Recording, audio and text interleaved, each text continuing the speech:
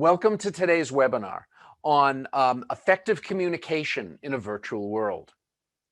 My name is Eric Bloom. I'm the Executive Director of the IT Management and Leadership Institute and would like to welcome you all for being with us today. I do have a couple of things I'd like to tell you. Actually, this slide only, then I promise you from here to the end, is all content. But we are the governing body for 2 certifications in IT management and would love for you to join us. The first one is the IT MLP, or the IT Management and Leadership Professional. This one and the class I'm going to be showing you next are each 3 days in length. The IT MLP is designed for soon-to-be managers up to about IT managers with up to about 3 years of IT management experience. As you see, the topics here are specifically designed in a way to enhance your skills in the role that you'll be playing and assist you in moving toward upper management. The IT MLE, or IT Management and Leadership Executive, as you see here, it's for more senior related topics. For those of you who are seasoned IT managers and those in, I'll say, manager of manager type roles, so IT directors, etc. So welcome. If you're interested in these, please check out our website at itmlinstitute.org, and you'll have all the information there available to you. If you have any questions beyond that, certainly I'm very easy to reach. So moving to today's topic, we're going to be really talking about communication from 2 perspectives. The first of which is communication strategies. And as I do move into sort of the official part of the content now, remember, if you do have any questions, please feel free to either put them in the chat box or the Q&A. I'll actually be monitoring them both as we go through today. Now, when people communicate with others, in other words, how humans get meaning from other humans, is really based on 3 things. There are the words that are said, the tone of voice that's used, and of course, video, or more specifically, body language. What these tie to from the communication mechanisms within the workplace is written would be text or, of course, email. Tone would be being on the phone with someone, and video is, of course, like we're doing now, video chat. It could be Zoom or Teams or whatever tool your firm is using. Now, to give you an idea, you'll see across the bottom, it says that the meaning of the level of meaning for each person is that, for example, I'm going to use Dennis as an example on this, if I may. If I go to communicate to Dennis, then 7% of the meaning will come from the words that are said, 38 from the tone of voice, and 55 from the body language that I'm using. Now, you might look and say, well, why 7%? These are the numbers that are classically used for this type of example. But whether it's 7% or 10%, or I don't really care, but look at the order of magnitude. And I'm going to give you an example of this. And Dennis, if you'll allow me to use you in 2 examples. Here is the first one. Hey, Dennis, great job on the project. Can't wait to see what you do next. Take 2. Hey, Dennis, great job on the project. I can't wait to see what you do next. Now, my hope is, and if I can ask everyone, and again, feel free to put it in the chat or into the Q&A, did those feel a little bit different to you? Maybe the first one I sounded, well, a little bit obnoxious, maybe a little bit sarcastic. And in the second one, I was really excited with the great job that Dennis did on the project. Well, do you know that I used exactly the same words, word for word? The only difference was, again, my tone of voice and my body language. A question just came up. Yep, first one didn't sound like you meant it. Well, actually, the joke would be is if you know Dennis, then you would know I did mean it. No, I'm just kidding. But anyway, is that yes, the first one, it didn't look like I meant it. I was being very disingenuous, a little sarcastic. The second one, I was really excited. So think of this now, and why this is important is when we work virtually and we communicate virtually, what we tend to do is we tend to always use our own regular default mechanism. Someone leaves you a voicemail message, you give them an email. Someone emails you, you give them an email. You just want to contact someone, you send them an email. If that's your particular sort of standard mode of communication. There are other people, for example, me, is that sometimes I'll get an email in and I'll want to return it with a phone call. Why? Just so that I can get immediate feedback and some other things along that line. But the right thing to do, and the lesson to take from this slide, isn't that one is better than the other. They all certainly have their place, and we'll be talking about that in future slides. But rather than use your default mechanism, the one that you always use, is choose the one that will best help you meet your specific business objective. For example, if you're trying to just get to know someone, maybe you're going to be negotiating with them at a later time. Maybe it's someone who just joined the company, etc. Rather than using an email and just sending them something written, maybe you want to have them associate sort of a name with a face and get to know you a little bit. In other cases, certainly email is fine. But the thing is that, and as we go through these next few slides, again, think of it from, don't use your default. Use what's best to help you meet your business objective on that particular case. So now let's talk a little bit about email, phone, and video. Now, I don't know about you, but I've been getting a lot more emails than I used to. That causes some problems. So how about yourselves? Anyone getting sort of more emails than you, say, got in the olden days, a year ago, pre-COVID? Is it's a very highly used mechanism always, but now email is used even more because people are at distance. And yep, I'm getting some yeses in the chat box. Absolutely. Oh, chat also came in. Absolutely. So let me begin here by giving you some tips on being more efficient in your emails. The first of which is develop an answer bank. So let's say, for example, and Brian, if I may pick on you, let's say that Brian has a specific job where he gets the same question a lot. Maybe I'd email Brian, maybe Bob or Christine would email Brian, just because the nature of his job is that it's a standard type question that he's continually asked. So what I would say is I would say to you, Brian, is next time someone emails you that question and you look at it and go, all right, here I go again, and you start typing it in, is rather than that, and try to get it done as quickly as possible, take maybe 20, 30 minutes and really write a great email on that, exactly describing it, well laid out, well structured, well worded, properly proofread, etc. And then say that it was Chris who emailed you. So then email that back to Chris. And I'm going to say, well, why would I spend half an hour on it? The reason is you're not spending time on it, you're investing half an hour on it. Because after you send it to Chris, that beautifully constructed email, because you're going to be asked again and again and again for that information, take it, cut and paste it and put it, say, in a Word document, or there are various mechanisms that would let you do this, but I'll just pick Word because it's easy. Take what you would send to Chris and put it in this Word bank of pre-written emails. So then let's say that Andre or myself or Amal or someone emails you that same question. Then all you need to do is take that great email you spend a lot of time doing, cut and paste it out of the Word document, pop it in the email, put maybe a line at the top or a line at the bottom for context, and then fire it off. So for you, it took much less time than it would normally take you to do. But on the other hand, for now, say that was Amel, that's a huge advantage to Amel and everyone else that you email it, because they'll get much more, say, of your time and your knowledge than they would have normally.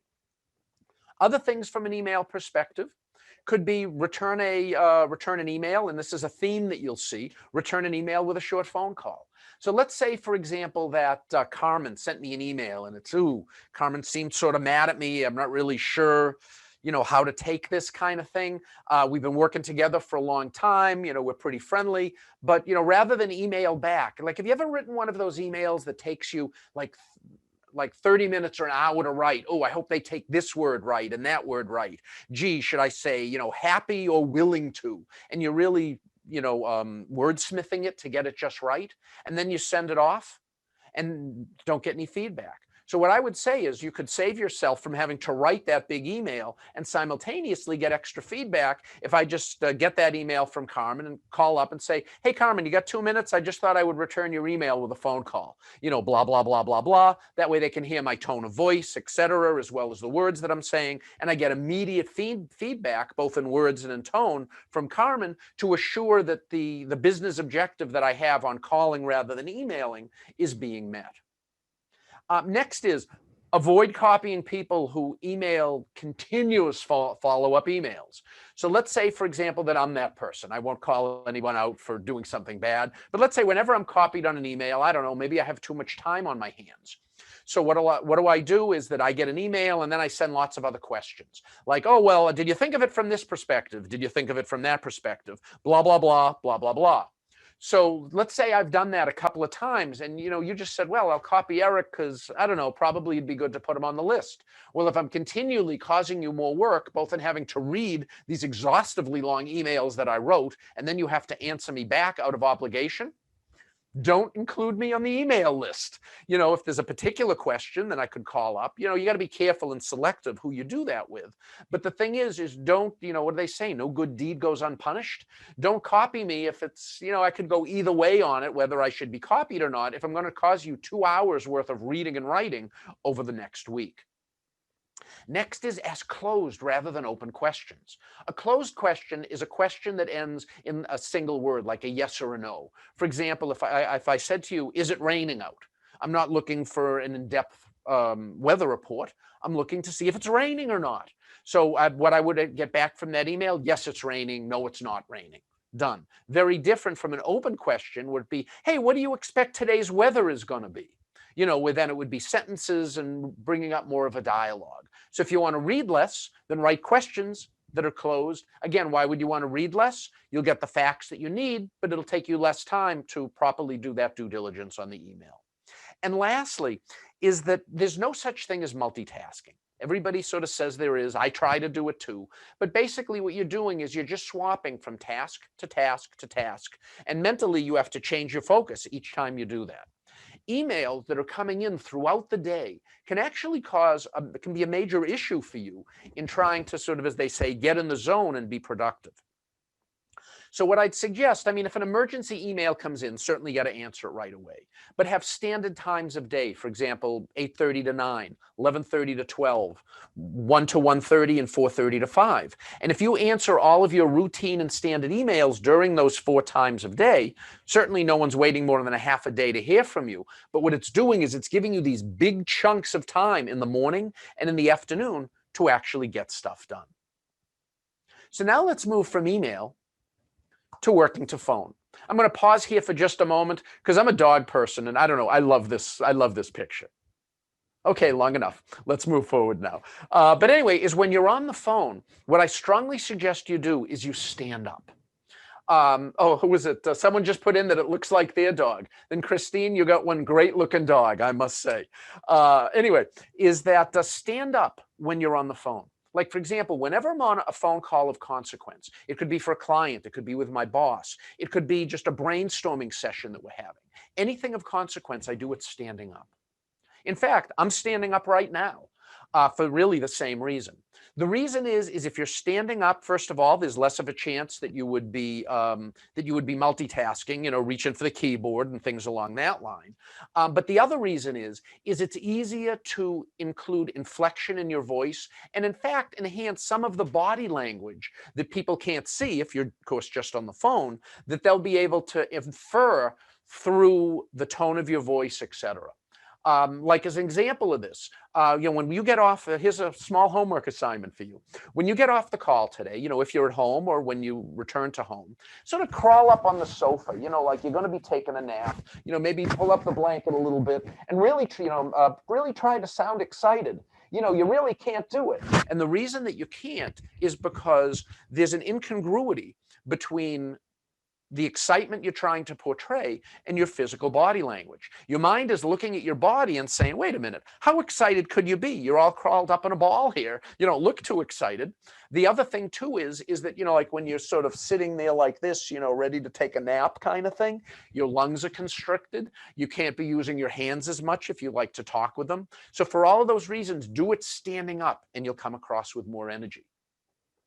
Which also, you can also be taking notes. And I don't mean like typing in what people are saying, physically write it down, because if you are, then you actually can't be doing anything else. And there's also been a lot of research that's been done that they did it with college students, that those college students who wrote with pencil and pen or pen to paper actually were able to retain the initial talk that was being given by the faculty member at a higher level than those who were typing it in. Why? Because we can type as fast as people can talk if we're a pretty good typist, but we can't write that fast. So as a result, we have to hear, assimilate, and then write in.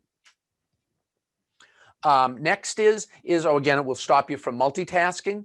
Also, listen beyond the words. And we're going to have a slide specifically on that coming up actually at the end of this first section, because you can learn a lot just by really listening beyond the words that are said, to sort of between the lines, so to speak. But I'll hold off on the rest of that one till we get to that slide. And as mentioned before, when you're on the phone, is return them as phone calls. And again, the huge advantage of that is then you can be ready for it. You can already be standing up. You can have pen in hand, again, if it's an important type of conversation. So from here now, let's move to video. You know, what's really interesting about video is it's become very commonplace. You know, it used to be like if 3 years ago I called you up or I sent you an email and said, yes, let's talk on the phone, but you know what? Let's do it on Skype and let's do a video call. You'd look at me like, you look at it and say, what are you, crazy? A video call? Just give me a call or send me an email. But they've become enormously commonplace now. Let me see, what did someone put in? Yes, we never used video prior to COVID. Absolutely we didn't. I didn't either. You know, the only time I would use, for example, Skype and a video call is if I was speaking with someone, say, in another country. I had a client who was physically located in Thailand, and we used Skype. Why? Well, because it was free. It was easier to get in touch with each other. But now everyone is so familiar and so just used to it, like, oh, 3 o'clock call. Yeah, I'm on video. Gee, where's my webcam? You know, that kind of stuff. So you can use this to your advantage in many, many ways. Some we'll speak on, but also what you really need to understand is when you're conversing with someone, good audio is much more important than good video.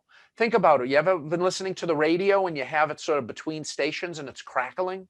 You know, that's just, at least for me, and I think for most people, that's sort of I just can't listen to it. It's just very uncomfortable. But poor video, yeah, that's okay. You don't have to pay quite as much attention. So always ear for audio over video. Whoops. There we go. The next is look at what's behind you in the camera shot. Now, this is stuff that you've been doing for a while. You say, yeah, I've been doing this a lot. But the thing is, people have it's become so commonplace. It used to be, oh my God, where am I? Let me put up a sheet. Now it's, yeah, it's 3 o'clock and whatever's behind you is behind you.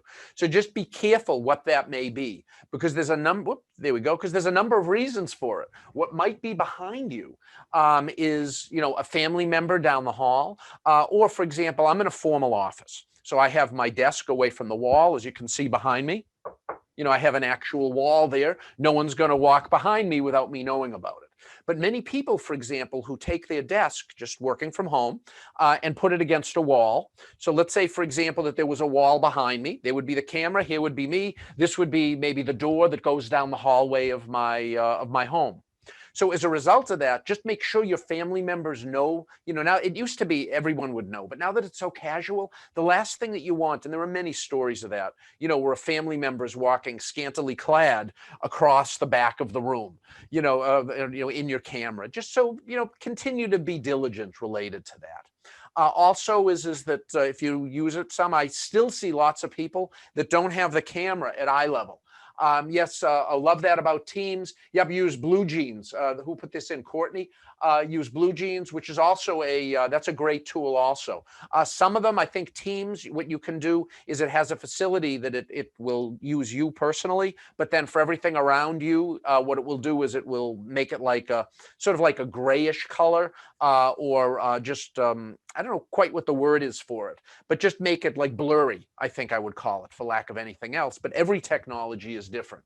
But also you want to make sure the camera's at direct height. Like for me, I'm looking directly into the camera right now. Many of you, like if you look at your laptop that you're maybe on now, where is the camera? It's either at the top of the window of the screen, or it's at the bottom of the screen. If it's at the top of the screen, then you'll see, you know, it'll be usually a little bit up toward you, and you'll just see a skew of most of the wall and a little of the ceiling. But if you have the kind of webcam that's on the laptop where the webcam is at the bottom, right above the keyboard, then you're basically looking like this, you know, into the camera the whole time.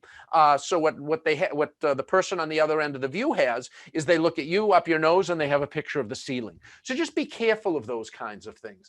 Yes, some people saying they're using backgrounds like mountains and things. That's awesome. Because the one thing I'll be careful of, though, is don't guarantee that, because there are certain tools, like, for example, Zoom, where you can actually put in a beautiful background. I think Teams you can now also, but others, not so much. So if you're switching from technology to technology, just make sure that you know what technology you're going to be in and that it has that ability to bring up a background. Other things is whenever your camera is on, make sure you can see it. Takes care of the spinach in the teeth thing. It also just reminds you that you're on camera. But also, like, for example, for this time we're together, I have to stay within this frame. If I can see myself, the picture of me I put directly under my webcam. So let's say that it wasn't on. Then imagine if I was talking to you like this for an hour. Wouldn't this be, really annoying? I think I'm talking directly into the camera, but the truth is I'm nowhere near it. Here I am, I'm back. But anyway, these are the reasons you want to be able to see what's on camera. Just some other things is just, like checking your lighting, just being more professional. A big one that's starting to happen now too is that, let's say that your laptop isn't working, so you grab your kid's laptop and then end up doing a screen share, and, God knows what's on the screen share of what's on the, the main screen, in a high school kid's laptop. So just be careful, be cognizant of that stuff. No one's going to care if your dog hops up on your lap and, looks into the screen or any of that, but just anything that could be, potentially a little bit embarrassing. So now what in this slide, I'm just going to open this one up for you. What this is this is my list. Is that I've purposely put this together, and I just sort of mentally think about it, but it's good to write down of what communication medium you're going to use based on the type of activity you're going to be performing. For example, let's say that I'm having a difficult conversation with an employee, for those of you who are managers. Certainly that type of conversation, you're going to want to do in video. You're not going to certainly want to do it in email. Phone is okay if you have to, but given everyone's using video, that's a great one-on-one discussion for you to be having with the manager with you as the manager with that person directly. But you're not going to record it, most likely. If you are, then certainly tell them.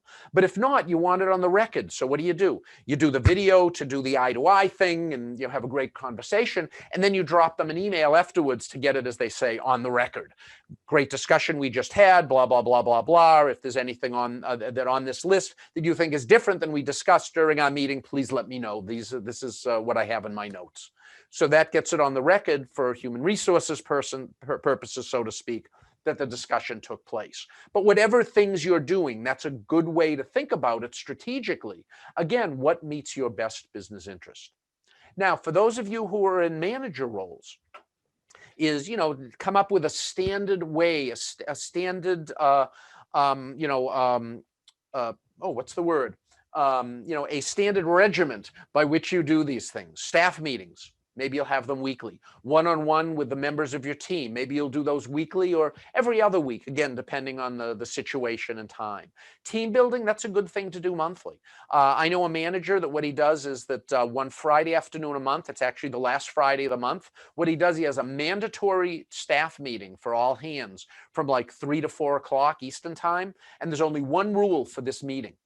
Nobody talks business. It's what's going on at home, maybe what's their favorite new beer that they just tried, their microbrewery, whatever it is, but just to try to keep people working together.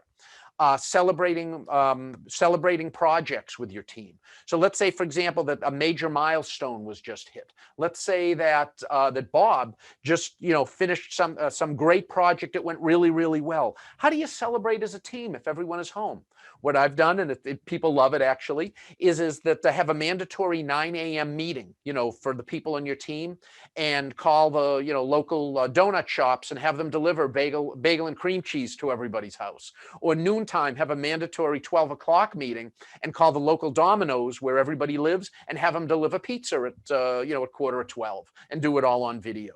But these are the things that you should be trying to think of working in this virtual world if you're in a management type role. Next is, and I promised you we would get to this, is that remember when I said when listening, you want to listen to more than the words? What I would say is that there's various types of active listening.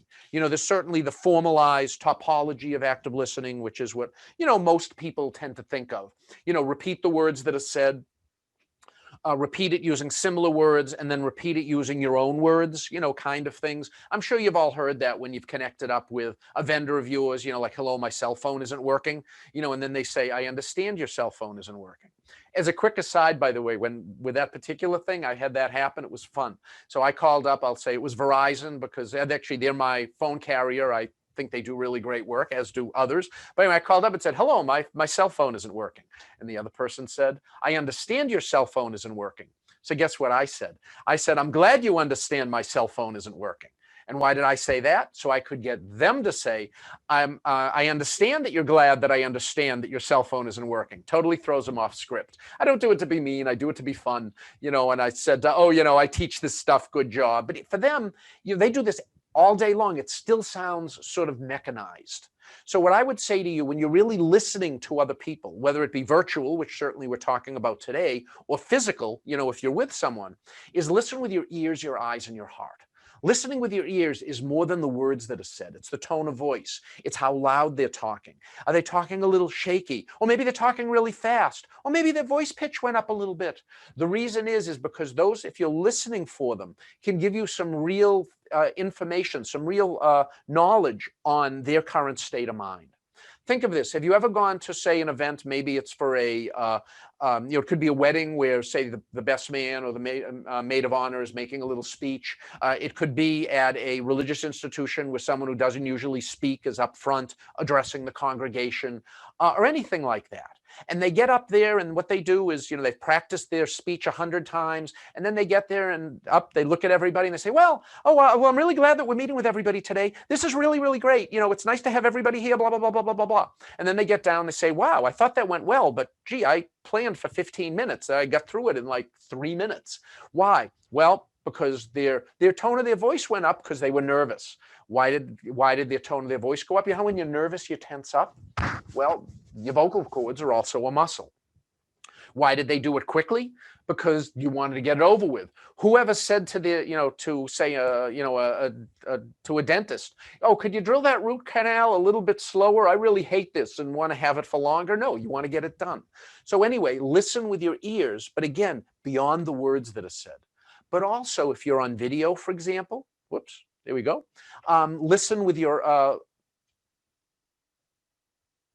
there we go. Listen with your eyes.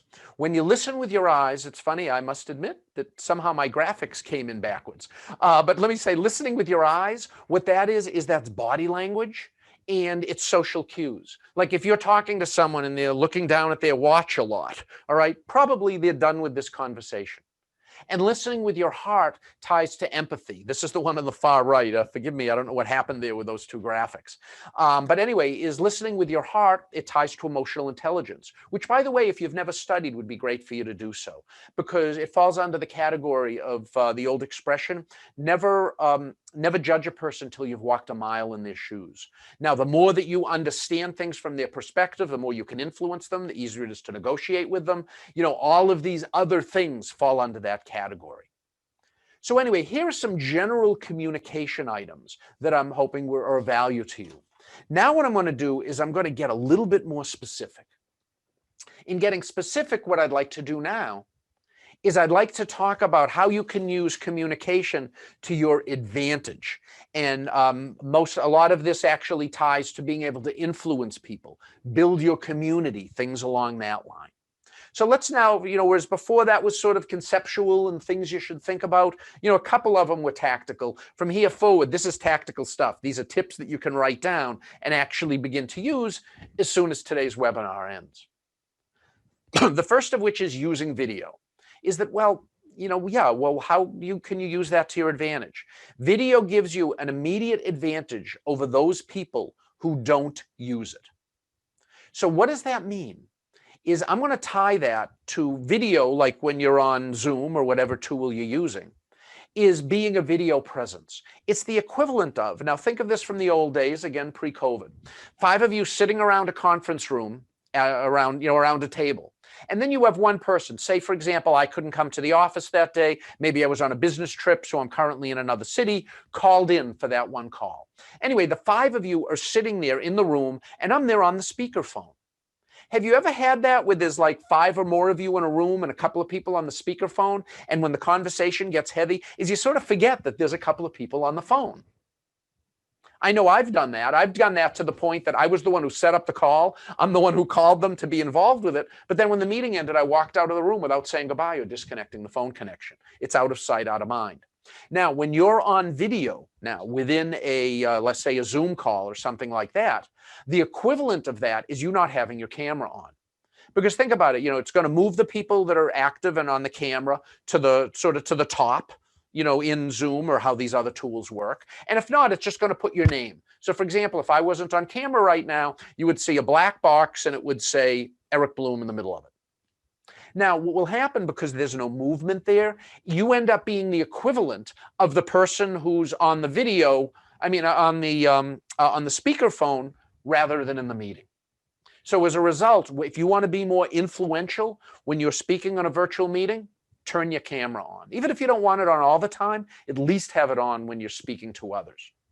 Next, let's say that there's someone that you've never met before. Think of a person that in your past that you worked with, say, but just an email or phone call for some number of months. And then all of a sudden you happen to run across them. Maybe you went to the corporate office or they came to your office. Serendipitously, you walk by each other at a conference and you go, hey, Bill Smith. Yeah, you're the Bill Smith that's so on. Yeah, hey, great to meet you. 5-minute handshake and then you're on your way. But now that you've put the name to the face, the next time you get an email or a phone call from that person, doesn't it feel just a little bit more personal? So you can use that to your advantage. By now, if you remember, someone even put it in the chat that, 3 years ago, nobody used Skype and video calls. But if there's someone that you're going to want to sell to, influence, or anything along those lines, set up an introductory meeting with them on video just to set up the name with the face. This could be people you've been working with for years now, but it would be really nice to just connect with them once. Doesn't have to be every time, just once. Humans have only been, communicating other than by letters sent, say, by Pony Express, for the last, 50 years or 100 years, maybe by phone call, or certainly more recently with video. So we feel we know someone better, again, when we can make that eye-to-eye contact, have an idea of their sort of physical presence. The next thing is now this isn't done too often. This is when I occasionally will get one of these, and I love them. Every time I get one, I say to myself, gee, I should do that. Truth be told, I haven't done it yet, but I promise you I will at some point. Some of you might actually get an email like this from me.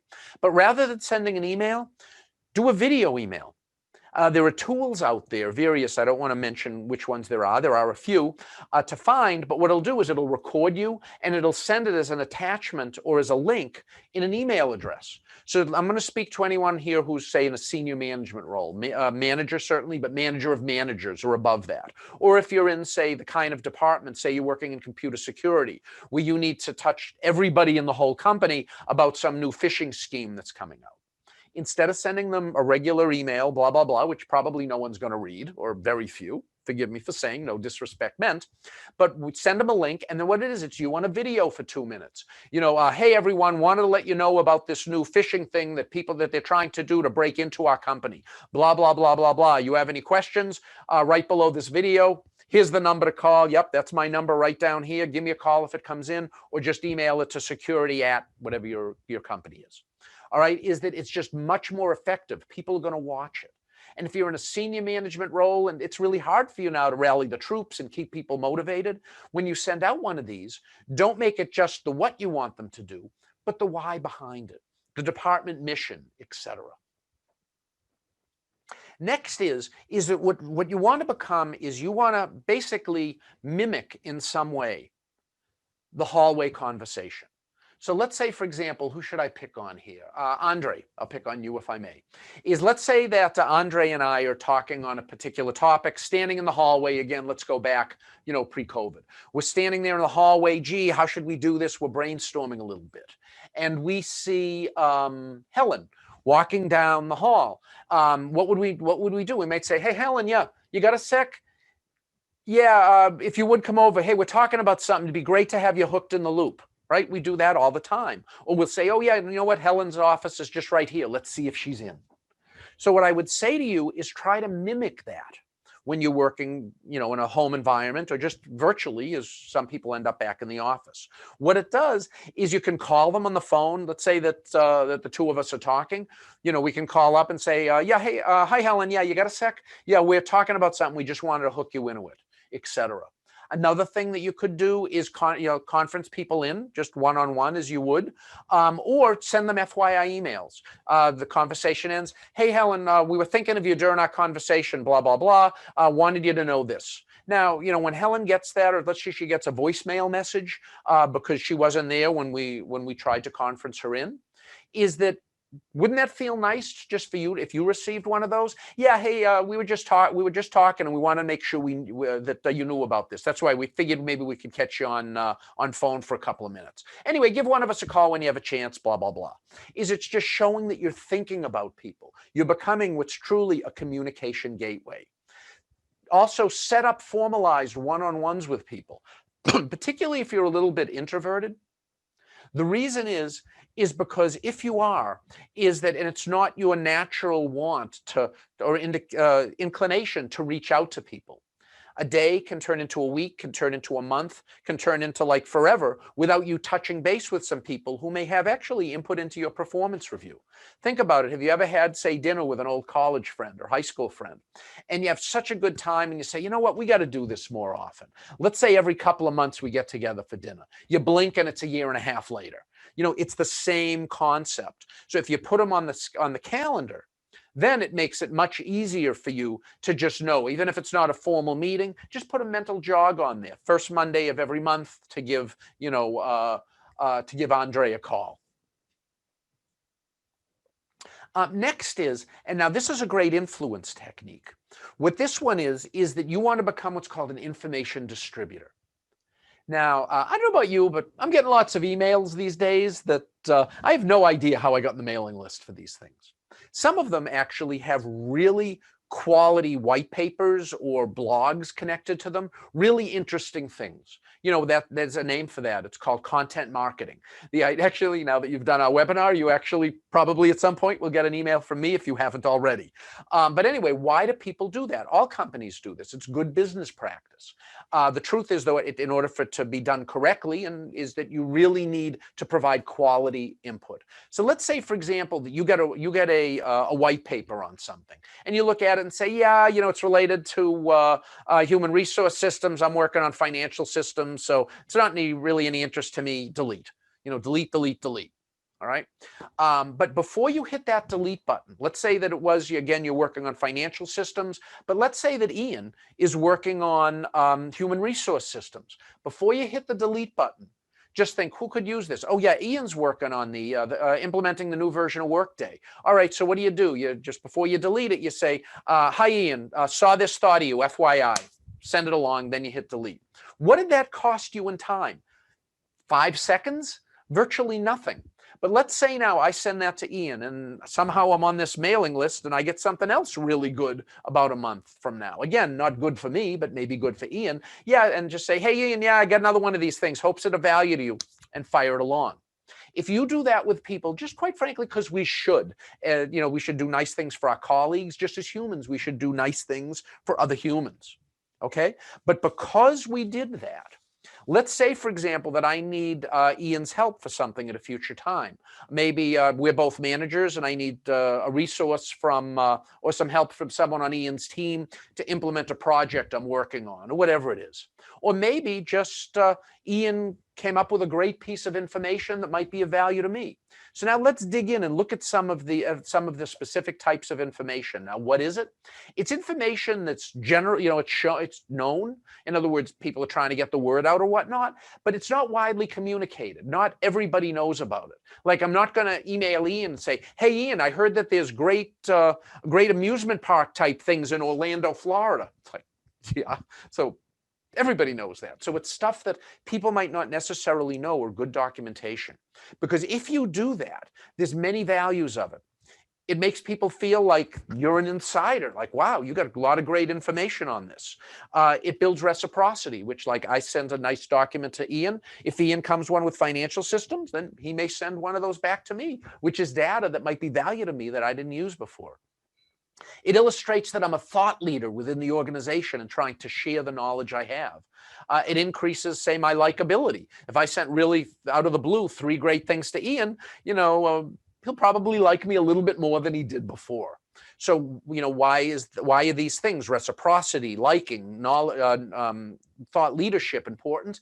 Because they're all things that will make it easier for me to influence other people in the future. Again, do it for the right reasons and don't expect to receive any sort of return from it. But, life works in strange ways. Other things is it just adds to your professional brand of being well connected and willing to share what you know. And also it causes others, as said, to send you really good information as required. Next one is building your social network. Let me see, who can put in the chat box? What was the name of that movie? It was with George Clooney, where toward the end of it, he said, well, yeah, I know people who know people. Does anyone know who that was? Just for fun, if you do, throw it in the chat box or in the Q&A. But anyway, that's the way that this works. Now, this one slide that I'm going to show you could, in fact, be a full semester term on effective social networks. But I'm going to give you, as they say, the Reader's Digest version. So what you want to do is you want to maintain connections, particularly in this work from home environment. By the way, no one put it in. It was Ocean's 11. But anyway, is that you want to keep touch with as many people as possible as you need to connect with. But you know what? You have a job. How much are you going to spend networking with other people? So what you want to do is you want to establish an effective network where you know people who know people. And this will become very obvious when I put up the diagram that's coming up. What you do is you establish a primary contact at each of the areas where you want people to be. So let's say, for example, that this is you. So what do? Is say that there are half a dozen vendors that you want to really keep close eye on, because you use their products, because the things you're buying from them are in short supply. So what you do is you work really hard to create a great relationship with one person at each of the vendors. Why? Because then when you need something, you have someone you can call, and that person knows lots of other people at the vendor. So it's sort of your window into that entire firm. So that would be sort of the red dot here. But also what you'll see is I have a tan dot shown right here. Let me get that off for a minute. What that is you want to have a backup. Let's say that Mr. or Miss Red Dot here leaves the company or takes another role, then you need someone else to fill into that.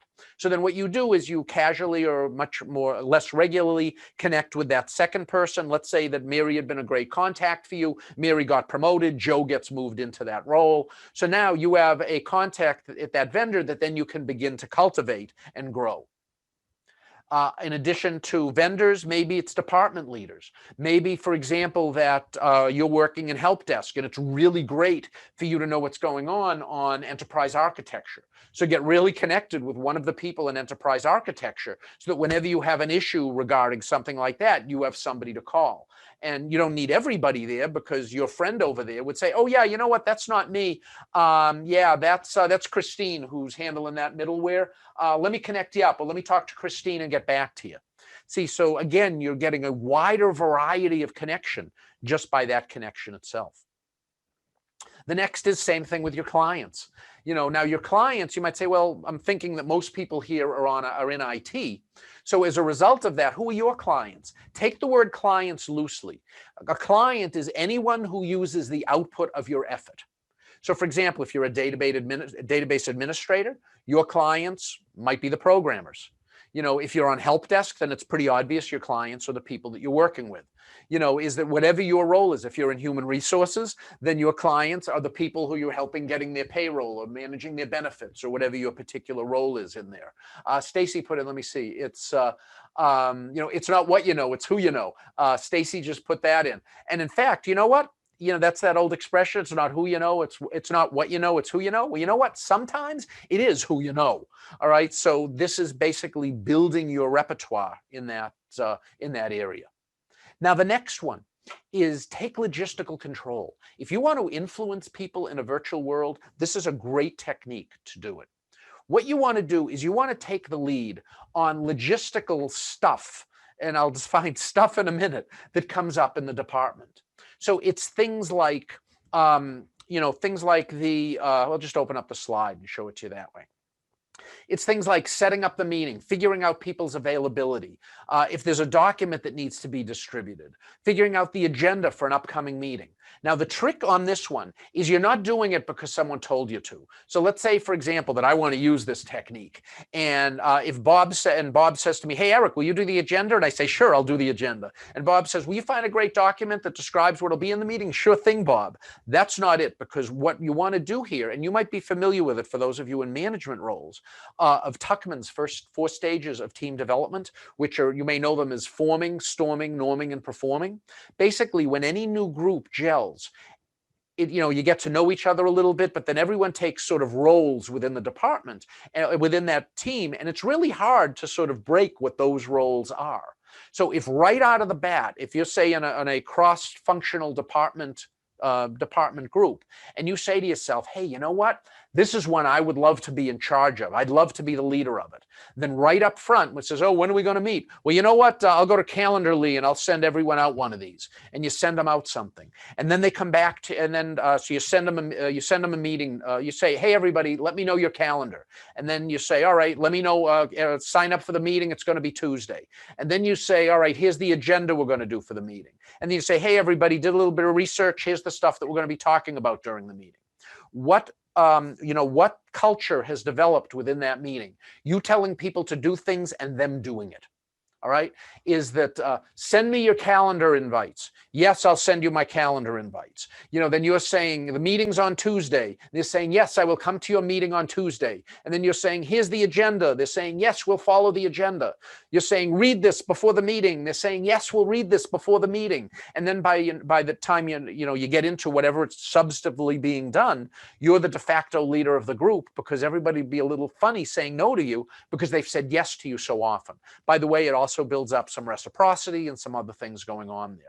Now, if this is a peer group of yours, this is even doubly ideal. The reason being is when a promotion opens up for one of you or your peers to move up a level, who is it going to be? It's probably going to be one of the de facto leaders within your peer group now. So as a result is that if everyone is coming to you for this, you're telling them to do things and they're doing them, then, it's putting you in a prime position, so to speak, to be the near apparent for the promotion. Now, whether you are or not, there's a million factors that goes into that, but it's positioning you well for that potential. Next, what I'd like to say to you, just as we're beginning to wrap up, is that whenever you're in a meeting, like, for example, right now, we are here for a webinar, hopefully to be able to gain some information, but you're also going to be in virtual meetings, virtual phone calls. You're going to be negotiating with others. You're going to be doing all of the stuff that we do just as a matter of working. What I would say to you is when you see great techniques used in video conferencing, telephones, webinars, presentations that are going on, or any other, quite frankly, in-person or electronic interpersonal communication, you are there to participate. Now, why? Because you're in the meeting for a business reason. But what I would say to you is don't just participate. What I also suggest to you is observe. In other words, is that you learn what other people are doing well or what other people aren't doing well, and use that to enhance your own craft. For example, is that if you give a lot of webinars, like I'm doing right now, I talk with my hands a lot. You've noticed that. Now, you might love that technique, or you might find it a little distracting and annoying. Whichever one it is, notice that I do that. And if you say, gee, I really like that. Look, I've really been able to pay attention, like it's almost like a little TV show, or like you're talking to me personally. Why? Because I'm talking with my hands, I'm moving around, I'm doing stuff like that. And by the way, I can do those things because I'm standing up. But anyway, if that makes sense to you, then when you give a webinar, if you think that that could fit into your style, do the same thing. Don't make it so that the camera is like right here, so I'm only a headshot. Then you couldn't see my hands. So what I do is I sort of break with normal convention, and you have a wider view of me here. Why? So you can see my hands. So anyway, is that if you don't like that, then don't do it. But whatever it is, it's meetings starting and ending on time. Say your manager, boy, they run a meeting, it's like clockwork. You're in someone else's meeting, and it's a little bit more like a train wreck. Why is this meeting working and that other meeting not working? So again, you're participating, but you should be there. But observe and take the positive and remove the negative then from your own craft. From here, what I'd like to do is I'd just like to ask you all to think of just one thing that we discussed during these past 45 minutes. They could be anything from returning an email with a phone call, standing up when you're on a phone call, just making another look, turning around and saying, hey, what is that stuff that's on the wall behind me, maybe down the hall? Any of the techniques regarding just you get that email in, just before you delete it, pass it to others. In fact, feel free to put that in the chat box, if you would, of that one thing that resonated with you over this past, I guess I should say, 49 minutes. And then what I'd like you to do is make a promise to yourself to follow this rule. I have, when people are putting up standing up, Ben, it's interesting. Benefits of standing up on a call, video email, a lot of things are coming in now. Being careful and aware of who is included on the email. I guess I don't know who would put that in. Bob, I guess you're never going to put me on an email again. I'm just kidding. Let me see. Standing up, being an information distributor. Stacy put in. Dennis put in. The content on social. Thank you, Dennis. Michael put in, yes, a benefit by standing up and leading meetings, etc. Now, what I would say for those who put this in, or for those who were just mentally thinking of what the benefit of theirs was, promise yourself you'll do something, you'll do it, a little bit of that, whatever it was, just one thing within the next 72 hours. Because if you do, hopefully you found this webinar to be of value and of interest to you. But the real business value is using those particular nuggets there that you find to be of value. Because what you'll find is maybe from, and yes, I am moving to the edge, is that from today's webinar, maybe you'll pick, I'm hoping maybe 2 things that you really like. And then you'll watch a YouTube. Then you'll say, gee, you know what? I'm just not going to participate in the meetings. I'm going to watch it also. I'm really going to be observant. I'm going to observe what's going on. You'll pick up another technique. And then you'll read something in a book. And then at the end of the year, what you'll do is you'll look at all of those little things that you did over the course of the year to enhance your professional craft. And that's truly how we grow as technical professionals. So from here, what I'd like to do is I'd like to thank you for spending an hour of, or just shy of an hour of your life with us. I'd like to say we do these monthly. So if you go back to our website to where you signed up, feel free to sign up for future months. We always do it on a Friday from 12 to 1 Eastern time. You're more than welcome to join us. Should you be interested in our certifications or other training classes, they're easy enough to find on the site, either looking under training or under certifications.